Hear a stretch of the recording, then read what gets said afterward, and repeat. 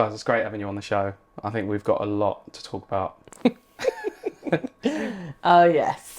But we'll keep all the juicy stuff to the end to maximise on retention. Yeah. Build up the... Build up the suspense into the craziness that went on your wedding day. Yeah. But first of all, tell us all a bit about yourself and how you met. Well, we met when we were 18 in 1998 in Tenerife. Where all good love stories start. There we go. On the So strip some in dodgy Latin bar. Yeah. I was on holiday with my girlfriends. You were on holiday with your mates.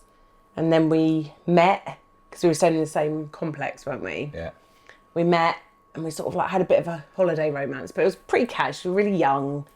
And then we were on the same flight home. And then we were all friends. We said, come down. I lived on the Isle of Wight. You lived in Kent. So we were like, come down to the Isle of Wight. So you came down with your mates again. And we sort of reunited. And then we got together, didn't we? Yeah. And we dated for about 8 or 9 months. Yeah. And then that was the end of it. I went to university. That was That was the end. And then we went off and got married, had kids, got divorced. And then Facebook found each other again. friend request. Yeah. Again, how good love stories start. I know, yeah. Good old social media. Em was still on the Isle of Wight. I was still in Kent. And then, you moved up, didn't you? Yeah. But Did you move up for Tom or? Yeah, it was COVID because we were 100 miles apart with a ferry and we couldn't see each other and we'd fallen like really in love and quite quickly and we couldn't see each other for 3 or 4 months. So it was horrible. So it kind of like sped things up because it was that time during COVID when it was a bit scary, you know, like before they vaccinated and people were dying and it was horrible. Yeah. And we were a bit like, I don't want to be without you. Like, what if anything happens to you? Yeah. And I just went, I just don't want to, you know, stay on the island anymore. My whole life had been there, but I was like with my ex-partner for a long, long time. So it was just filled with, it was just time to move on. Yeah. And the only way you can move on the Isle of Wight is to move off because it's so small. Yeah. So I was like, right, I'll come to Kent. And That was 4 years ago on holiday. I moved, 4 years ago, just last week that I moved up. And then we were trying, you know, house hunting during pandemic. It was really hard, wasn't it? Yeah. Really hard, but exciting. It's a very sweet sort of story, that actually. It's really nice to hear that. But you both got children in other relationships. Yeah. So you're a lovely little blended family now, I've got to say. How did the kids sort of take in on that?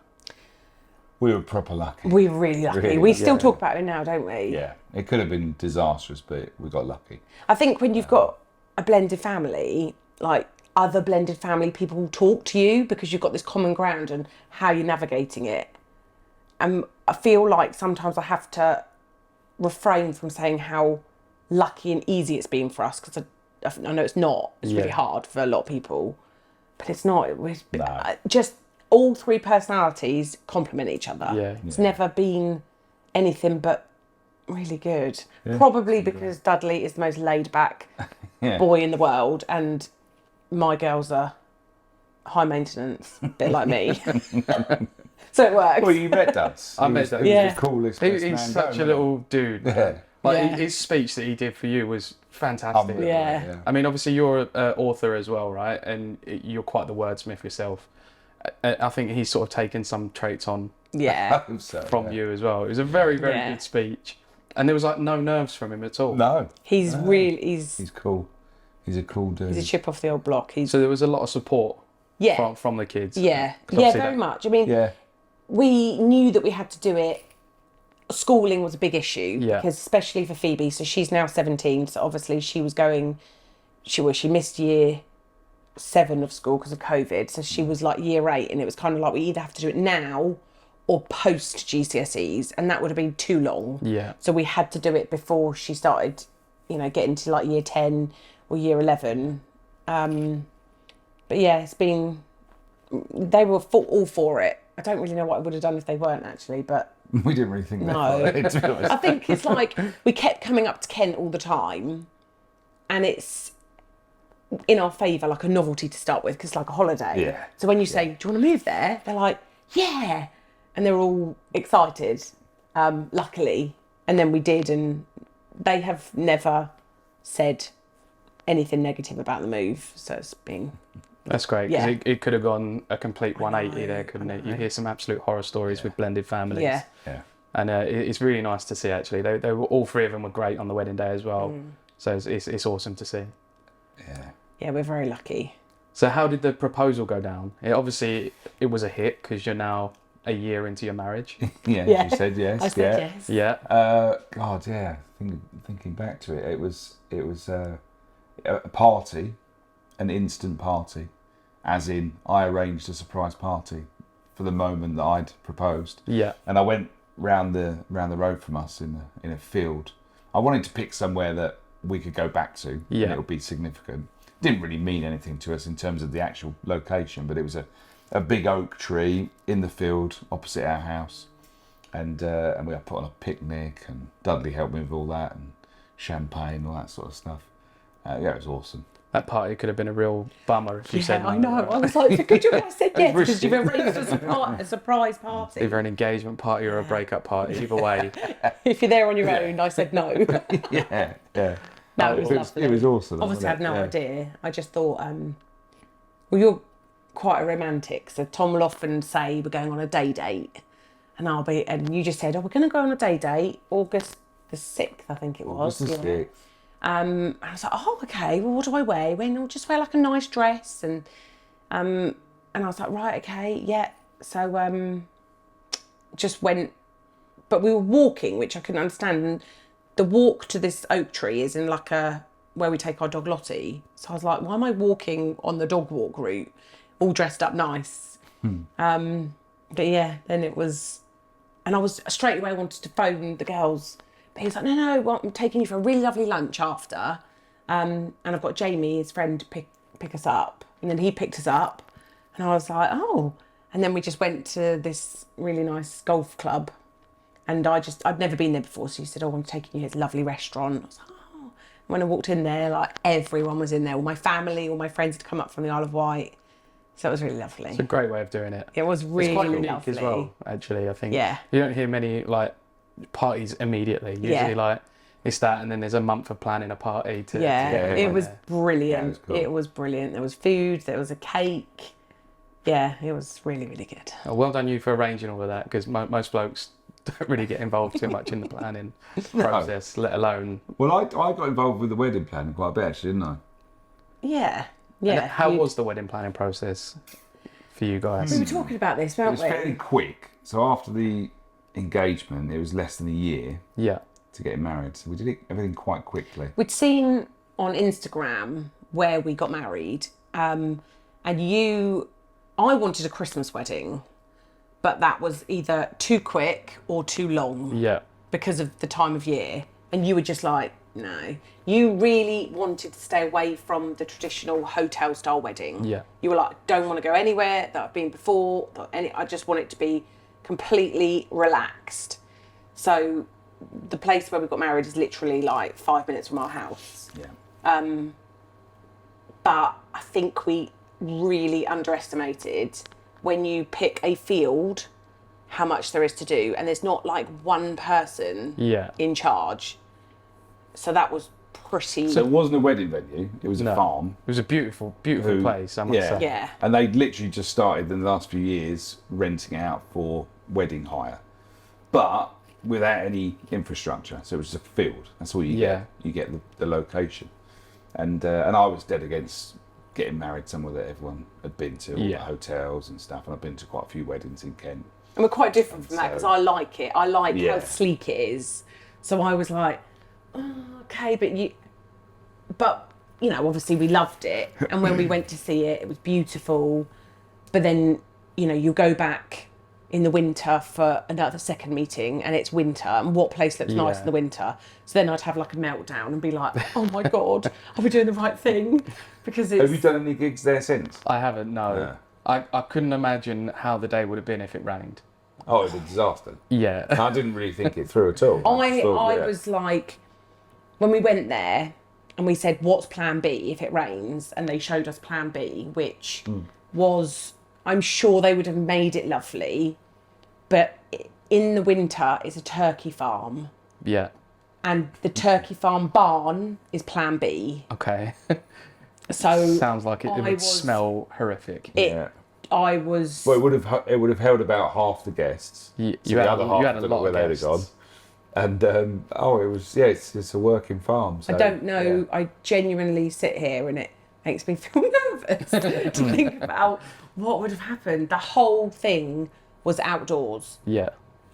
And I know that and it was a real grey area with the registrar as well, because I said, what happens if it does rain? Because we sort of had a bit of good news through the planning, didn't we? How they said that although, that little woodland hut bit is the registered bit, or by the lake, or the turkey barn are the 3 registered areas.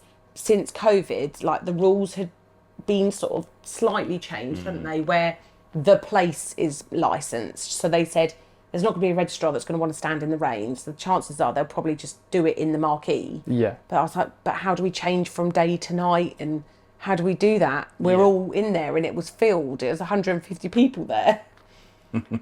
Yeah. So that was probably overtaking. You were completely laid back, weren't you? Yeah, it was. I was. All I was concerned about was the weather. Well, we got lucky. Thank God. We got very lucky. It was lovely all day. I think we ended up with a bit of a sunset as well. Yeah. Yes. Well, I think we got a few shots of the sunset because we had to walk up the hill to get it, and then I think we got a few shots and then it had gone. Yeah. But luckily there was some horses up there that scared the absolute life out of me because it was my idea to go in with the horses, but I'm scared of horses. Yeah. I was climbing over fences, I think, in a wedding dress. Fences into another little fair play to you for doing that as well. There was one drone shot that you filmed as it came out with all the guests there, literally after we got married, came into that next field, and you've pulled off with the drone, and I just think it's awesome. Yeah. As in, you can see the whole setting. There's no road or anything. It's just all green. It was glorious. Absolutely brilliant. So I loved it. I mean, the planning was hard work because we had a venue, had a location, but we didn't have anything else. So they're DIY sort of. Very much. And we didn't really know what how the day, because you had to almost like plot out, okay, so we go from there to there to there, what are the bits we need? We knew we needed a videographer and photographer and all that stuff, but then it was sort of the nuts and bolts of it, wasn't it? How do you put this day on? We had to think about all that, and we hadn't really considered it. And we kept thinking of things right up until literally the day before. Like, obviously where we had the actual ceremony was only like a 5-minute walk, maybe, or maybe 10-minute walk from the field. Yeah. And somebody said, what happens if someone needs the loo? It's like, oh my God. That was the day before. We can't expect them to walk 10 minutes. It's all right for blokes, because you're in the woods. We're in the woods. Exactly that, Yeah, but it was things like that. So we were like, right, we need to get a portaloo and just all these small things. And because there isn't, the people that rent the farm, they literally just rent Give the you farm. the farm. They're not coordinated. Then you've got the people that rent the marquee, just rent the marquee. There was nobody that is in charge of the whole thing. Yeah. So that was the main stressful bit. Yeah, without a doubt. Yeah. So what advice would you give to couples that are looking to do a DIY wedding? Don't do it. It's definitely, obviously everyone's got a budget, but, we had a good budget for the wedding, but it's more expensive to do it that way. Yeah. Because a lot of people think it's not, but it really is. Just for reasons like that. Yeah. Like every single thing, every chair, every knife, every fork, every single thing you need. I suppose that's all an immediate payout as well, right? You can't sort of pay that every few months. Exactly. And then obviously if it is, I know there's lots of places that give you that outdoorsy wedding, but still have, maybe more, I can't think what the word is, like, even like electricity, we had to get a generator. Yeah. So everything, you have to think of everything. So definitely take that into consideration. But the most important thing we had in the end, and again got very lucky, was we had an amazing Toastmaster Yeah. Who basically ran the whole thing for us. Yeah. But it wasn't really her job. She just did it because she knew she Yeah. could add that into it. But yeah, without someone to organise... you guys done really well, apart from obviously what we're going to get into in a little while. Our suppliers, we will forever be grateful for. Yeah, because they kept it all going. We picked such a wonderful bunch of people, and we said that would be our advice, is the wedding fairs are so important because you'd never, I mean, you're a Kent boy, but you'd not got married in Maidstone. All of our friends are pretty much married, and I'm new to Kent, so we didn't have anybody that had just got married or said, "Oh, use this person," or no recommendations at all. So we had to do everything and find everything ourselves, didn't we? So we went there, and that's obviously where we met you. And it was just like, I like him. I mean, I saw what you do, but you know, you only see a snippet, don't you? Yeah. But it's who, and it was the same with our photographer. She was wonderful. Yeah. And you guys were all amazing and helped us so much and went way beyond. That's what your people job. Don't realise is you're sharing your wedding with your wedding guests, but you're also sharing it with you guys. Yeah. And so you got to at least get on with them and think that they're going to enhance the experience for you because they're going to be fun, or they're going to make you laugh, or they're going to put you at ease, or whatever. And that is really important. I think that's my biggest selling point to people is it's not about what comes out of cameras, it's about how we get along on the day and our relationship on the day. Yeah. Because if you're comfortable with me and I'm comfortable with you, then it's all going to be natural, it's all going to be awesome, and it's all going to be fun as well. Yeah, and you were brilliant at that. Because you were so anti, like, posed anything or, like, weren't you? Yeah. And you were really strong about that with the pictures, and every single person listened to how we wanted it. Yeah. So. Yeah. Awesome. And you're happy with the photos and the videos that came out at the end? Yeah. The photos were good, but the videos... we're not going to use this for promo then. No, I mean, yes. Amazing. There was a lot that went into your video because there was so much on that site. Like there was ducks, horses. Yeah. Like you had how many guests? 150. Yeah. Something guests. Yes. There was just so much going on. Yeah. Like, to fit it into a 3-minute video is impossible. So But you did it and did it brilliantly. Also, you had a blank canvas, didn't you? Yeah. You hadn't been to that venue before. There must be lots of weddings you go to. And you think, well, I'm going to that venue again. I know what shots I'm going to.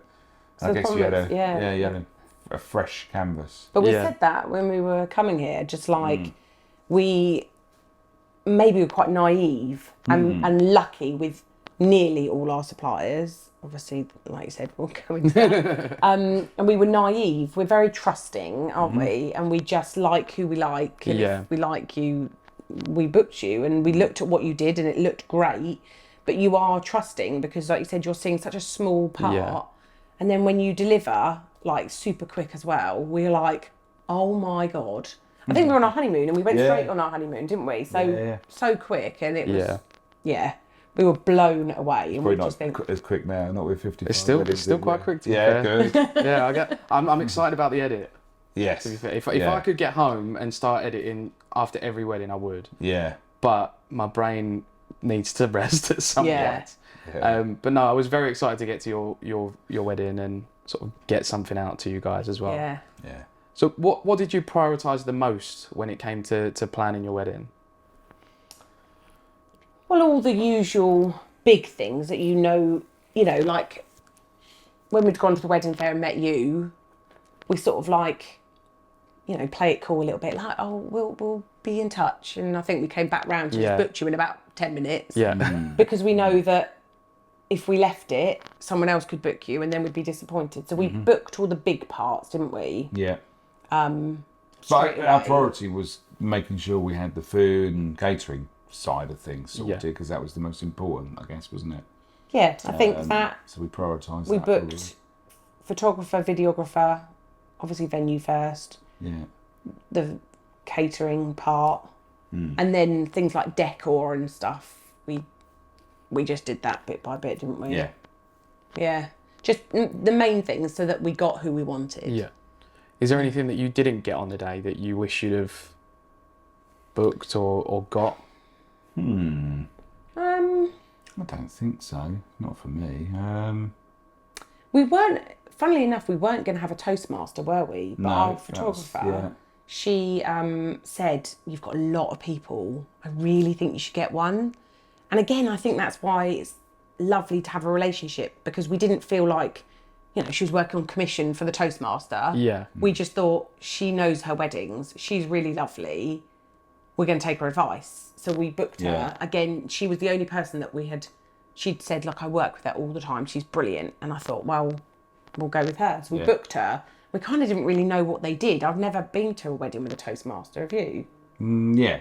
Yeah, I hadn't. Yeah. I didn't really know what. Well, they're usually sort of stuffy, ex-military, older. Yeah. But she was lovely. We met her and she was so nice, and she just made us think, she's going to look after us. Yeah, she was great. Yeah, she was. It's like a drill sergeant, but one that you like and want to be around. Yes. It's like keeps everything on time. Yeah. Would you advise to anyone to get a Toastmaster, even for like a normal wedding venue? I mean, maybe if it's really small and you've got a venue that's got, a management throughout the day. Normally they come with a venue, don't they? I think usually. Some venues, I think, yeah. But she was fantastic. I mean, she was worth her weight in gold, so absolutely, I would 100% have her. I mean, if they're all the same as her, then I would, Have you seen her since? We've done a couple of weddings since, actually, and obviously it was a little less stressful than your wedding, the wedding that we was on. But again, she just treats everyone the same. She's so nice to everyone. It was Julie, right? Yeah. Julie. She was so nice to everyone, but it keeps everything. She's very strict. Yeah. Which you've got to be, because with 100+ people, a Toastmaster can get lost quite quickly if they haven't got that sort of authority. Yeah. Yeah. So, she was worth her weight in gold. Yeah. So yeah. Is there anything about your day that you would have changed or done differently, apart from? I feel like I'm really building this suspense up. Yeah, blimey, yeah. Would I have done it differently? You would have done the whole thing differently, wouldn't you? I think. Oh, that sounds terrible. Well, it's true. Different. It's really hard for me because no, you're right there. I probably have got. It's wrong to ask for that question because of the experience that we had. Yeah. Had we not, no, but we did, so yes. Yeah. I probably would have done everything different. That sounds really bad because I had such an amazing day. It was quite interesting because obviously we'll get into that in a second. But obviously post wedding, when we got talking, you had no idea what was happening on the day. No. And there was a really nice moment that I don't think I caught on camera, but I heard. And it was as we were walking up the hill to go and get your sunset shots. And you was looking over everything and you said, "I can't believe this is our wedding." Oh yeah. Yeah. I did. And that, I'm so sad. And this is why it is so important to get good suppliers, that I can't get over it. Like, I literally can't get over it. You've really struggled. I mean, I've let it go, and it's the history. And I've let it go, and I love my day, but I just can't forget it.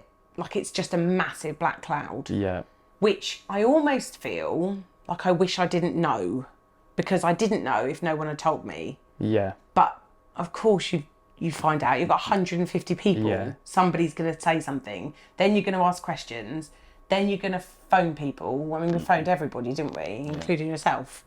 I think there was a plan between all the suppliers to give you your honeymoon first. Yes.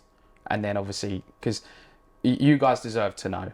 Yeah. Whether that impacted on how you felt or not. Like, completely agree. As suppliers, we feel like you deserve to know. But yeah, it was a shame that it happened before or during the honeymoon that you found out.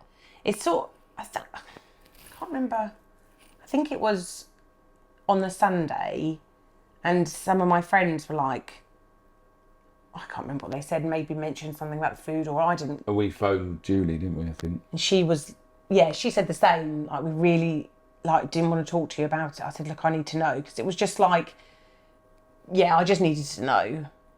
But it did it, and I know that boys and girls are different, but I would I just want to do it again. Yeah. Basically. Well, I mean, if you start saving now, I'll do you a discount. I'll do you a discount on wedding number 2. I do. I would love, even with just 50 people, just to get that horrible, like, experience out and just, I would love to. So before we get onto that, I've only got a couple of questions and then we'll get into the good stuff. How did you celebrate your first anniversary? We went to Mykonos. Yes, we did. For a little break, just the 2 of us. Yeah, it was lovely. Yeah. Was it nice reminiscing on everything? Yeah. Yeah, it was, yeah.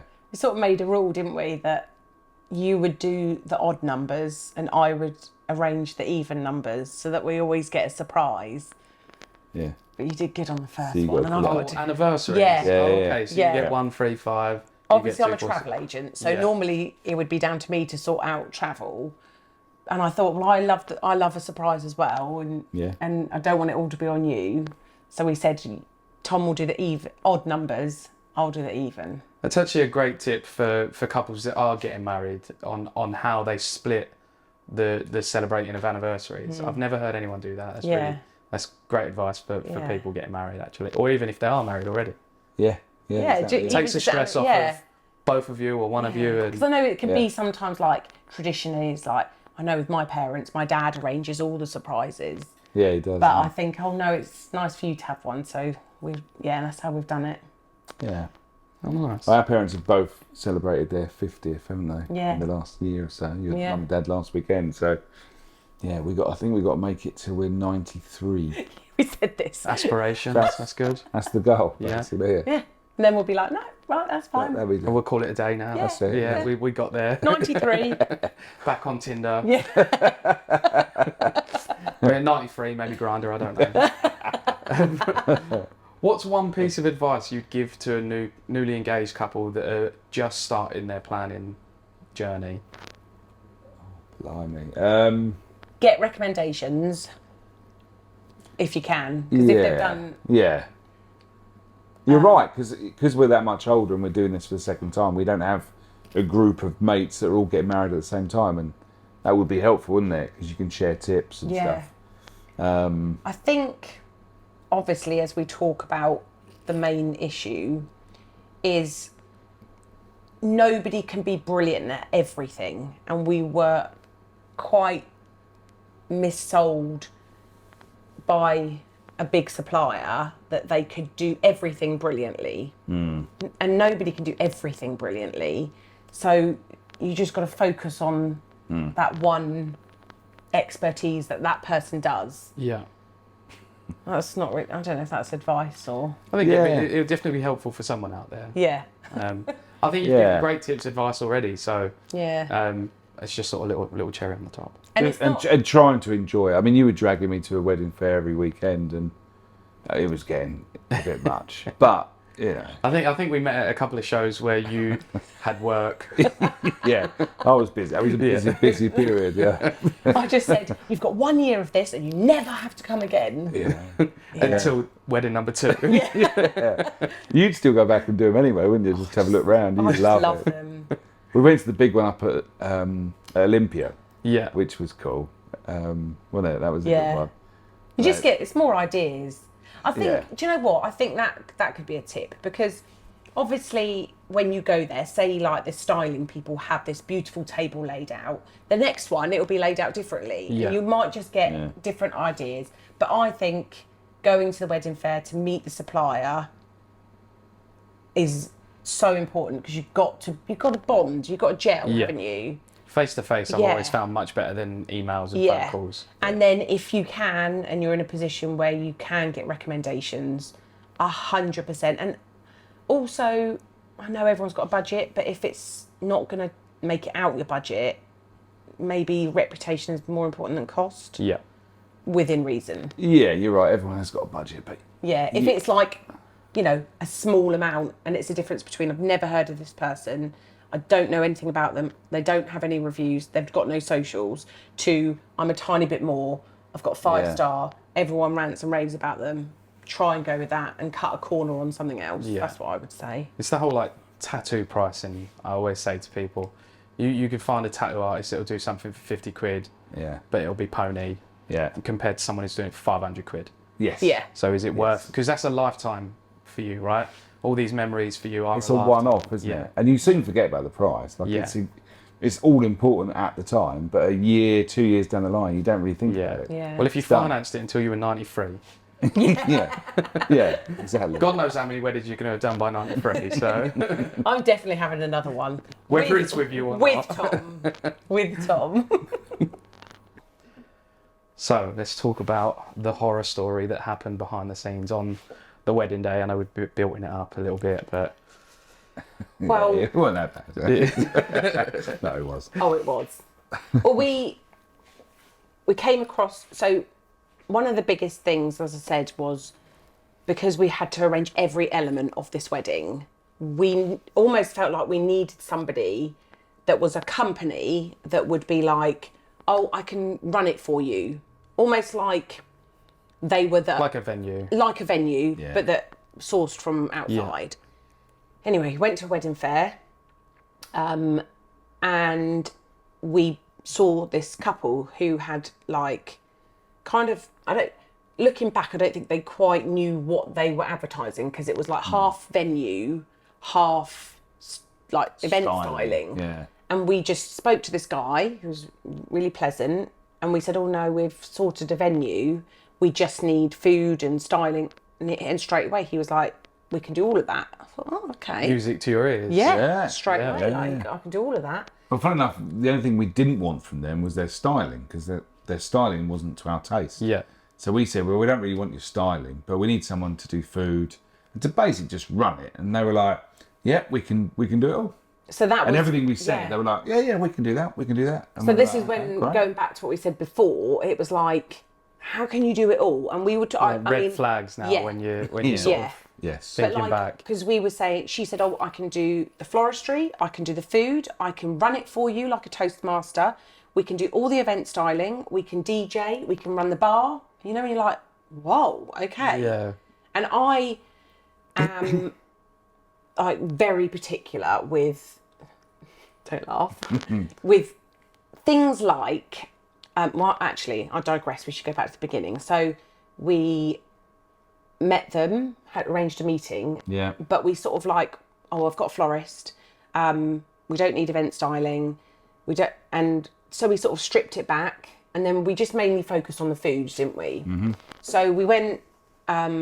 We were contemplating like afternoon teas, and because it was very outdoorsy summer wedding, and again you didn't want like hotel style food or catering, so you wanted like a barbecue. So that's obviously what we agreed on, and we went backwards and forwards, and at this point the communication, the invoicing, the emails, all very professional. Yeah. Like no red flags at this point at all. It was all great. And then we had agreed the price, paid the deposit, and then you've got that period of kind of nothing, haven't you? Yeah. So we had like 6 months of nothing, and then the first red flag was, and I appreciate that people have personal issues, and I totally get that, but it was a husband and wife. Yeah.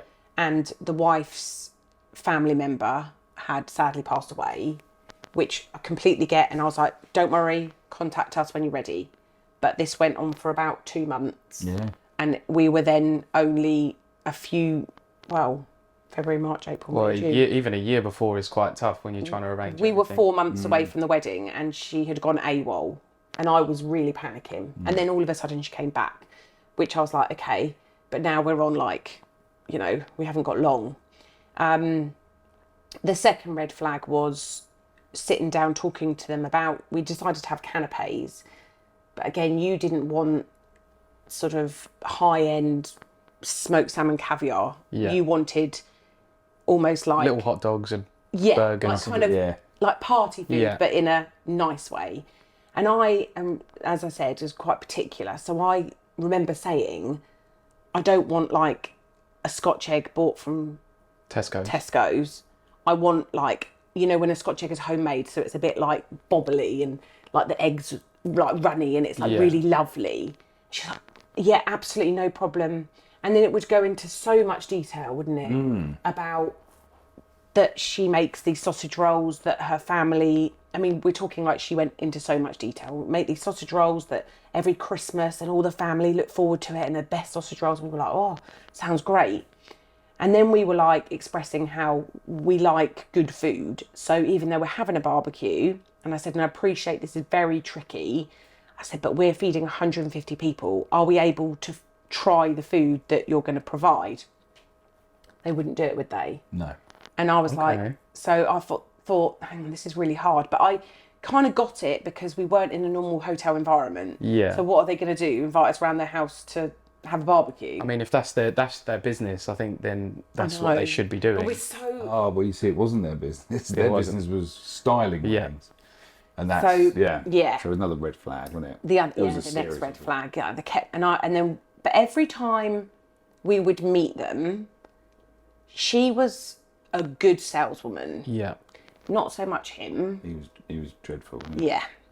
But she was really good.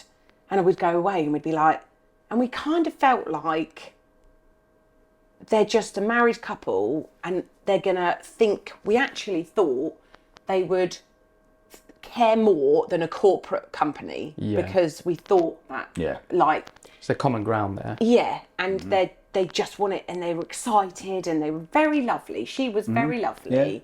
Yeah. But it's so sad to think the depth of stories and lies that subsequently came out.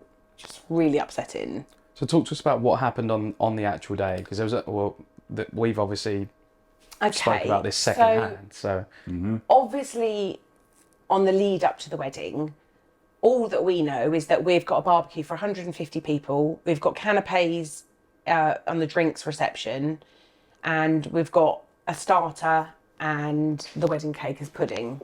So, and the bar. But like everything about it was just very amateur. So I am a big cocktail drinker, and so are my girlfriends. And I was saying to them, with the cocktails, I said, I'm like, if you're going to serve up an espresso martini, it's got to be in a martini glass. Yeah. I said, if you're going to serve like, any cocktail, it's got to be in the right glass. Yeah. Like, I'm really funny about that. Is that going to be okay? Yeah, no problem at all. I completely agree. And then I'd go into detail and say, like, how will you advertise the cocktails? How will they know that you've got them? And they were like, we're going to have this blackboard and all this stuff. And when it came to it, none of this was there. So obviously what we don't talk to them about is their hygiene or their washing facilities or their refrigeration, because you just assume that this is going to be done. Yeah. So on the day, we get married. It's wonderful. There's a drinks reception.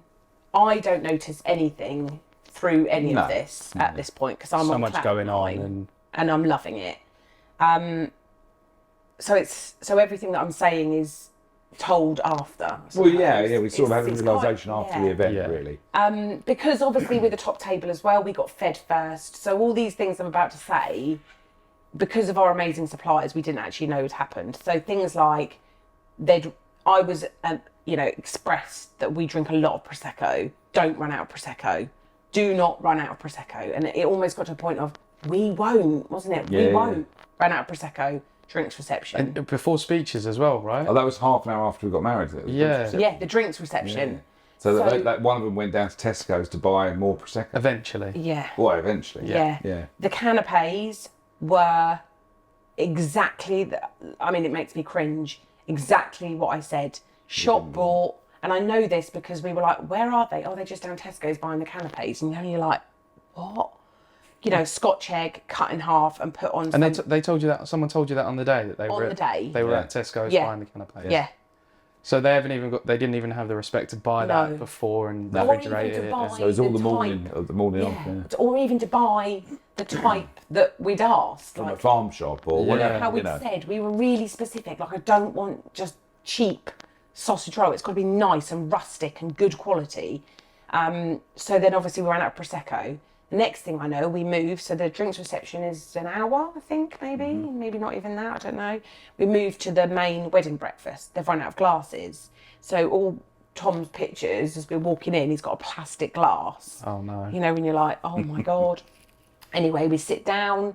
The first thing she says to me is, and silly little things like this for you mean nothing, but for me, I was like, she went, we can't get the candles to stay up in the candle holder, so we've just drooped them all over.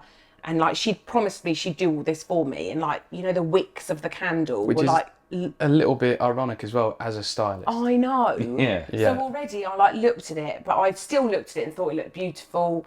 But I was like, what do you mean? Like, and all the wicks were long on the candle, so she just not attention to detail in any way. But this was fine. I was on cloud nine. We then sat down, had our food, of which was all right actually, because we were the first table up. Yep. So we had our starters. We then went up. We're then just buzzing. We're like having a great time. But like, the lady would come up to us and say things, and she probably shouldn't because we didn't notice, but she just went, yeah, I got the wrong rolls, so I've just got burger buns and cut them in half as your bread basket. And, you know, and you're like, okay, that's fine, don't worry. And we're really laid back, aren't we? So we were like, that's fine, don't worry, no problem. We should roll back actually, because our food was okay and we were the first up to the barbecue. So the guy who ran this company with his wife, he was on the barbecue, so they didn't get a chef or anything. Yeah. And I don't think he'd ever done a barbecue in his life. So he'd burnt the pork, hadn't he? It was a mess. And I was in the queue, and he said, do you want some sausages? I was, yeah, go on then, Paul, that'd be great. And he used his fingers. Yeah. Picked up the sausages off the barbecue and almost sort of threw them on my plate. And I didn't really think too much of it. I thought he was just sort of taking the mick, because we'd sort of got a bit of a rapport over the months leading up to this thing, and I'd sort of got to know him quite well.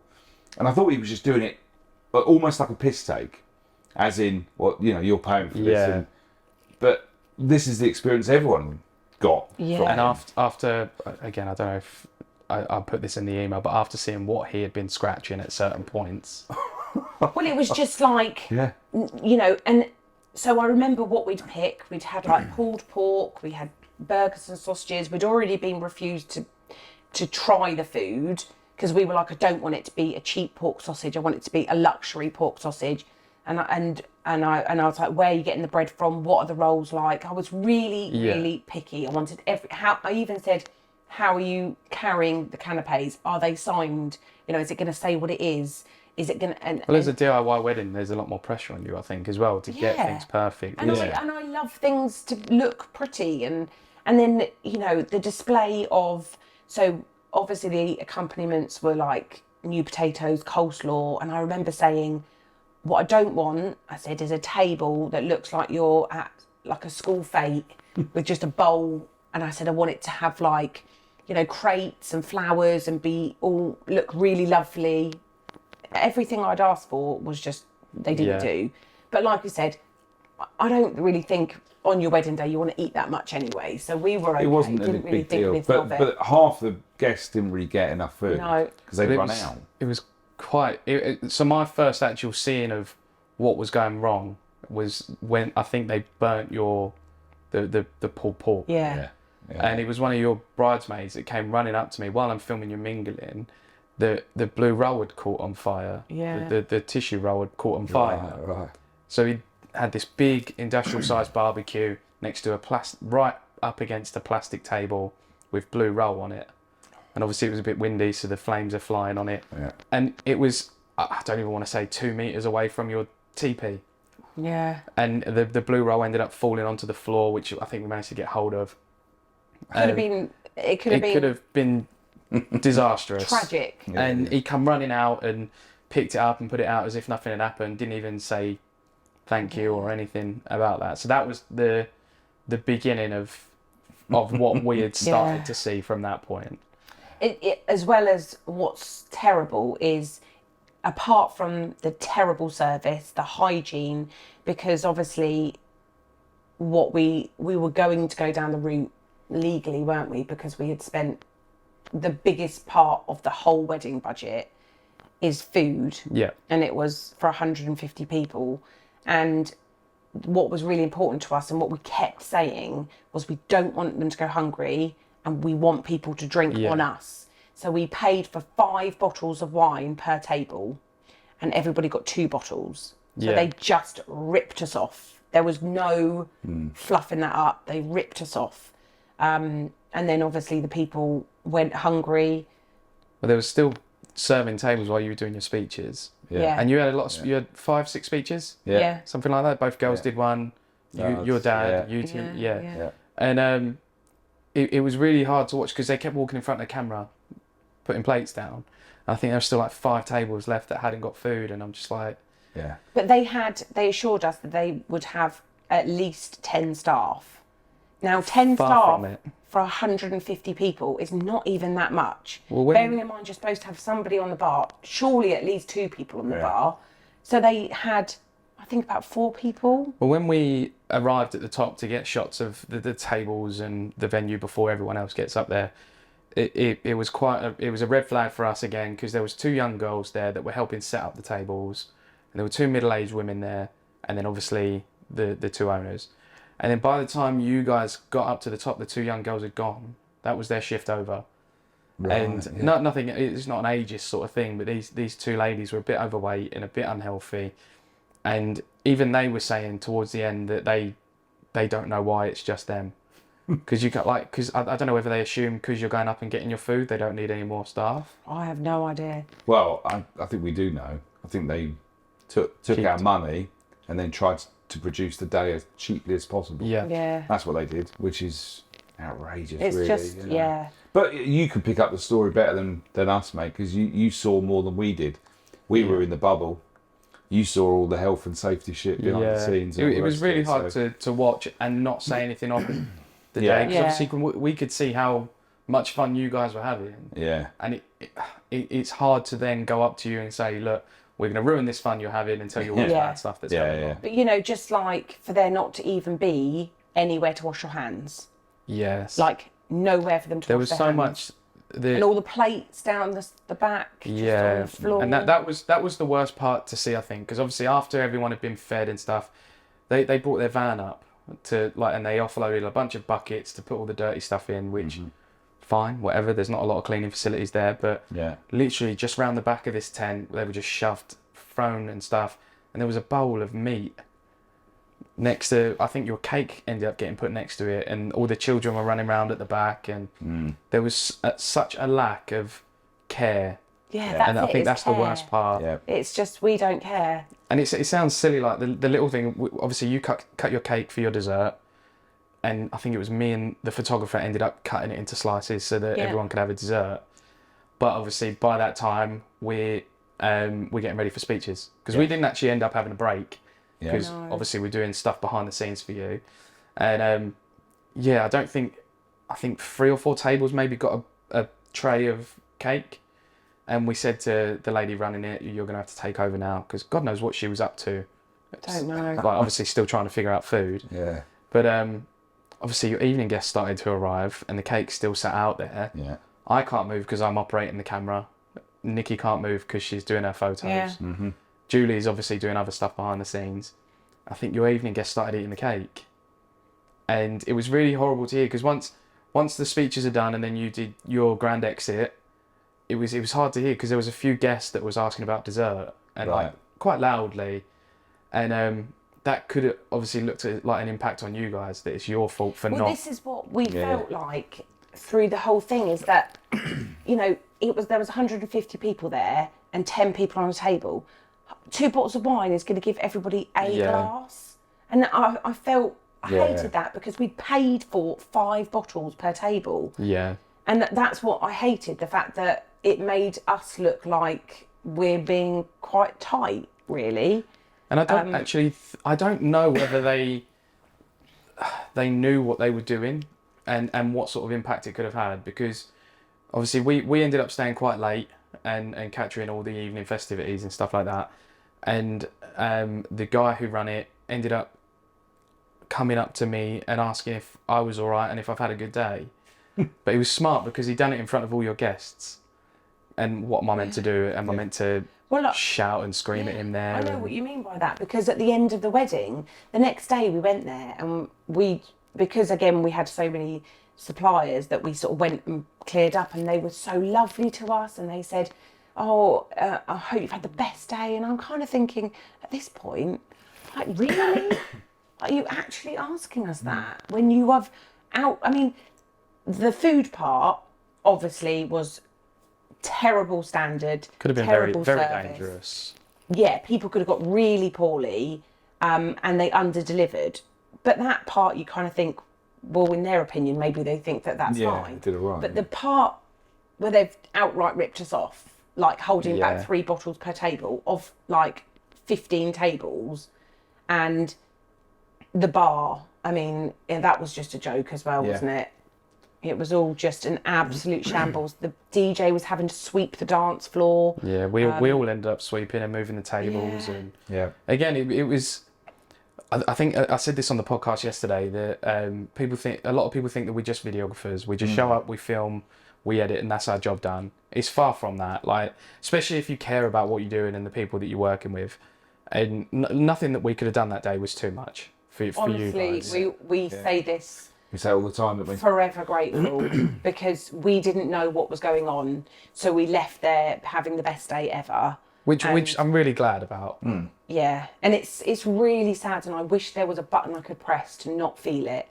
But you dream of this day, and it was beautiful, but it's just got this terrible black cloud, and I don't know how they sleep at night, just knowing that they just risked someone's perfect day. Yeah, they didn't care. They didn't care. And I just feel like so strongly about how great a story she told. Just in every situation, I would express like a concern or a desire that was really important to me. And she'd be like, absolutely. And if I'd say it like twice in a row, she'd be like, Emma, don't worry. Honestly, I totally get it. I completely understand where you're coming from. And then everything that I was really passionate about, she just ignored and just lied. And the aftermath of it all as well, it seemed like they just sort of went off the grid and... Well, yeah, I mean, couldn't contact we them. just contacted them after to say, look, we'd really like to chat about things, because we were quite aware that there would be some opinion involved, like we said, about the food and things, and that could, but where's the 5 bottles of wine? Yeah. Where is that? So we wrote them a letter and said we'd like to go down the legal route because they were ignoring, they'd blocked us from everything. Yeah. Every way they could, they'd blocked us. And we sent them a letter, like a recorded letter, which they refused delivery, so then it came back to me. And then we were going to go down the small claims court route, weren't we? But I was trying everything to get rid of the black cloud. And it was making me think of all the negatives rather than the day I'd had. Yeah. So I didn't do it. And sometimes you just got to move on, right?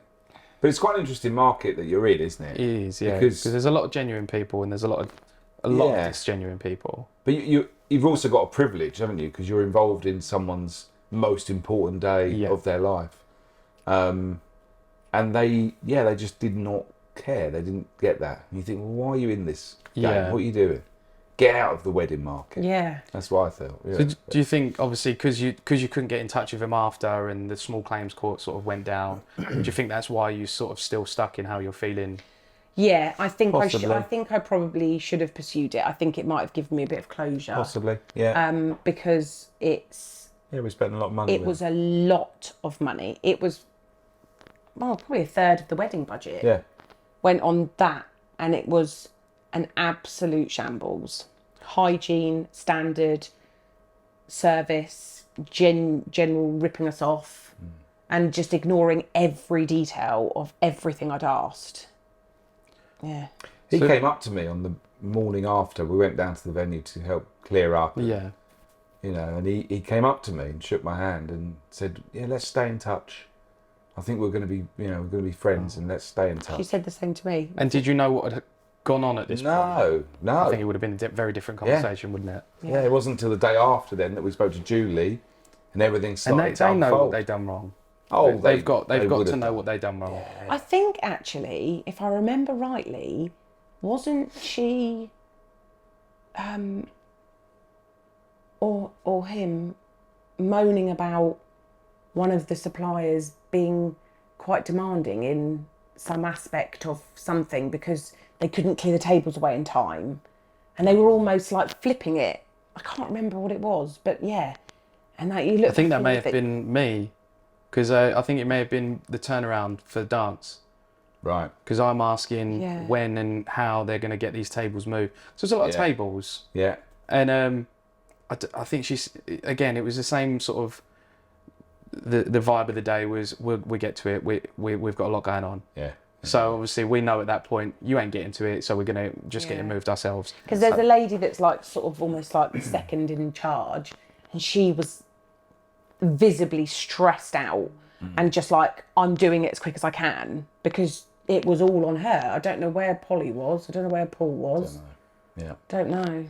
So if there's one thing that you could say to them right now that would help sort of how you're feeling, what would it be? I'd just love to speak to them and ask them why. Yeah. Yeah, I would love. I mean, they were quite vocal in personal issues they were going through, which is horrible. And we see it a lot now, though, and it is. It's excuses to sort of. I think it's an excuse to break your walls down a bit and make you go, okay, it's not your fault, really. Yeah. But they know, they got to know us so well. They know that we're not a confrontational, argumentative, we're really laid back, like pretty easy people to deal with, aren't we? Mm-hmm. And I still to this day just want to see them, or even just get them to apologise. Yeah. Honestly, that would be a lot. Well, I hope they see this, and I hope they do reach out and you get what you want. But I can't see it happening. So I think if you're going to block the bride and groom from every point of contact, refuse delivery of a recorded letter, we're never going to get anywhere with them. No. And it's fine, you know. But I mean, you know, we run our own businesses. You do too, and sometimes you mess up, and you sometimes just have to front it up and go, do you know what? That wasn't good enough. I'm sorry. Yeah. I think post-wedding, though, it seemed like a last-ditch effort for them to get a bit of money before calling it quits. Yeah, which I is agree. It's unfortunate that it came at your expense. Yeah. But obviously the day went amazing for you guys, and you ended up with each other, which is what the whole point of the day was, right? Yeah, exactly. But we do, I've said it about 5 times, that it's you guys that, and to think that she had... Polly, the lady, had expressed that she would take the role of a Toastmaster, and we were almost going to do that until Nikki persuaded us to have Julie. Thank God we had Julie. Yeah. I don't know where Polly was the whole entire day. No. And thank God for our wonderful DJs, Nikki and you and Julie. Yeah. Well, we'll make sure we tag everyone in here so Please they can do, get some good. All of you guys. Yeah, it was cool. Were amazing. For us not to know what was going on means the world. Awesome. Well, let's get back to happy stuff now. Yes, that's enough of that. So now you're a year on in your marriage. What's next for you two? Wedding number 2. Wedding number 2. You actually said the other day, I think we should renew our vows every year. Didn't you? So every 2 years. Yeah. On the odd numbers. On the odd numbers, yeah. I mean, God, what's next? I don't know, just doing life, really. Yeah. We've done, just doing life. And we're a really close family, the 5 of us. And we are, that sounds a bit like cheesy, but we are like, because of the age of them, we just hang out like we're with our best friends. We laugh all the time. Yeah, just carry on doing that. Any more children in the future, or are we happy with what we've got? We did think about it, didn't we? Yeah, but that ship sailed, I think. Our children are at the age where life's quite easy now. I don't know if I could go back and do it all over again. No. So, no. Probably grandchildren. Not yet. No. No, but no, I don't think so. The dynamic's so good. Yeah. It's so good. And when you get the odd, like we've got at the moment, a couple of nights off, sort of kind of date a little bit, and it's nice. No drinks tonight, though. No other hangover. So before we wrap up, what are your top 3 tips for a couple getting married? Top 3 tips for getting married. Now that could be wedding planning, post-wedding, pre-wedding. For me, it's just got to be the reputation of your suppliers. Yeah. That would be do your homework. Yeah. Do your homework. And also for the chaps out there, and having gone to a lot of wedding fairs during that year before the wedding, just seeing a lot of blokes being dragged around by their partner. Yeah. And you just feel like saying, well, you just got to embrace it. You know, try and get involved. And even if it's not like everything you want, like at least there's one bit that you actually want to get involved in. Because you see a lot of that, don't you? And sometimes you just got to That's why I bring the drone. It's for the blokes. Yeah, exactly. Yeah. Women couldn't give a monkeys about the drone, let's be honest. Yeah, so get involved. That's what I'd say. One of my top tips pre-wedding is don't take too many people when you go wedding dress shopping. Was it a coal crew, was it? Oh, yeah. I think there was 10 of us, and I read it everywhere. Do not take too many people. And I ended up choosing, not through there being too many people, but I think I was overwhelmed and so many opinions. I picked the wrong dress, and I went back to the wedding shop on my own and changed my dress. So that is my top tip. Go with about... Too many people telling you how amazing you look. I mean, they were lovely and they weren't unhelpful, but it's... Yeah.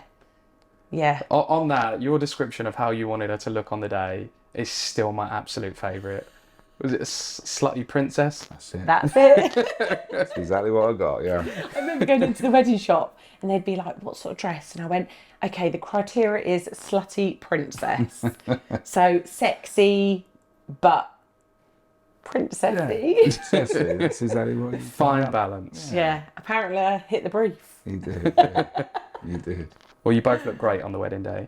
Oh, guys, it's been absolutely fantastic having you on the show and talking to you a bit more about what you've been through, and hopefully a few people see this, and if they're doing a DIY wedding themselves, they can do a bit more research. Yeah. If anyone wants to find out the company's name, they can message. But yeah, happily give you any advice you need. Awesome. Well, it's been great catching up. Thank you. End on a crisp high five. Thank you. Awesome. Done. Cheers, mate. Lovely. How was that? That was cool.